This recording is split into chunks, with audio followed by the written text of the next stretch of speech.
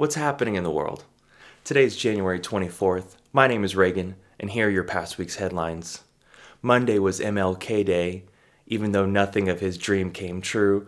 In fact, it's more unequal, and racial biases are as prevalent as ever.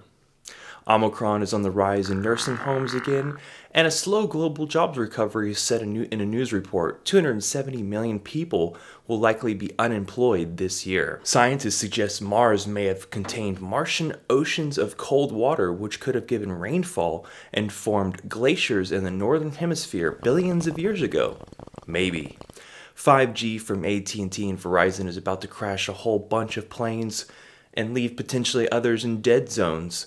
Signals. But in France, the signals are permanently blocked near airports, protecting the final minute and a half of flight. The tsunami hit even the coast of Peru, and Britain sent short-range anti-tank missiles to Ukraine. An entire village was destroyed on the island of Mango in Tonga. Is that a place? It'll perhaps get acid rain too. The big fuss this week was about voting rights legislation, and all you need to know is they failed to pass it. History is watching us. Our children are counting on us. And I hope that we will have the courage to do what is right for our communities and for our country. The courage to cross this bridge, to do the hard work in this defining moral moment in America for the sake of the communities that sent us here in the first place, for the sake of the planet, for the sake of healthcare, for the sake of jobs, for the sake of being able to argue for the things that we care about. I mean, we shouldn't even be arguing about it or debating it, but truth is we have no rights. Corporations run our totalitarian government where our president and leader stages fake White House press conference scenes, and he wonders why he lost contact with the public. Libya has had reports of torture and sexual violence. People are being trafficked and sold for slavery in the 21st century. U.S. hospitalizations break record as Omicron surges, and Exxon is using an unusual law to intimidate critics over its climate change denial. Yes, America's largest oil firm claims its history of publicly denying the climate crisis is protected by the First Amendment. A corporation is claiming the rights of an individual. That's the place that we're at now, fellow humans.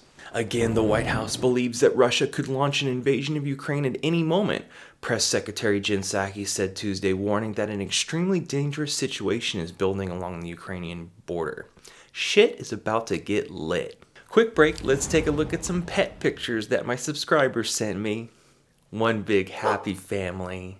And there's Foolish, who had a tumor removed from his leg last year. Isn't he sweet looking? But Larry takes the prize. My doomer soul can relate to this dog. Back to the news. California is getting raped by Omicron like 1 million cases in the past week. About half the world is vaccinated, and that's how we get out of the current phase, is everyone gets protected. Some WHO officials said. And then, in some surprise, Microsoft buys Activision Blizzard for $68.7 billion.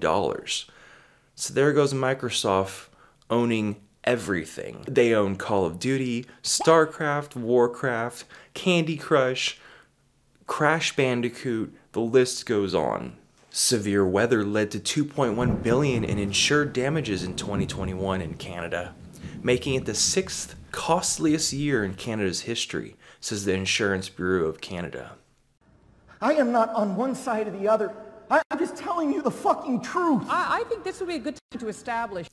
Back in America, New York Attorney General Letitia James disclosed new details Tuesday night about her civil investigation into former President Donald Trump's business, saying the probe has uncovered evidence suggesting the company put a fraudulent value on multiple assets and misrepresented those values to financial institutions for economic benefit. Yeah, that happened. Why isn't he locked up yet? Lumber for building is up 19% from last December, and tariffs doubled in Canada, meaning you'll pay more for housing. Biden had a press conference where he said some bullshit, but it doesn't really matter at this point.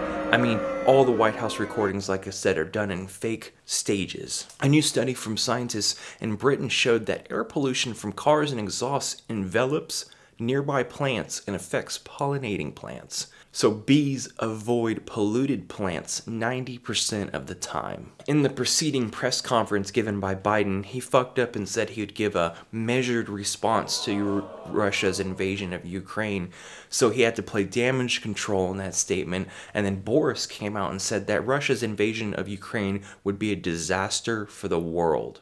Do I think he'll test the West, test the United States and NATO as significantly as he can? Yes, I think he will. But I think he'll pay a serious and dear price for it that he doesn't think now will cost him what it's going to cost him. Pew Research finds half of those surveyed in the U.S. said cost of housing is a problem where they live. Surprise, young people were alarmed more than older people, and of course blacks and Latinos have it the worst. Pope Benedict XVI and some other cardinals messed with a bunch of kids. Gross. Humanitarian aid finally arrived in Tonga on Thursday after the runway was cleared from ash by hand. The doomsday clock stayed at 100 seconds to midnight. Antony Blinken went to Geneva to meet with his Russian counterpart. Then, this from CNN, Americans are showing up sick to work even as Omicron spreads. Dirt? 'Cause we gotta eat and pay rent? This is news? Also, there's no social safety net now. Everyone hates each other. We're all atomized now. Meatloaf died at 74, and an Arctic blast across most of the US on Friday, hitting the East Coast now really hard.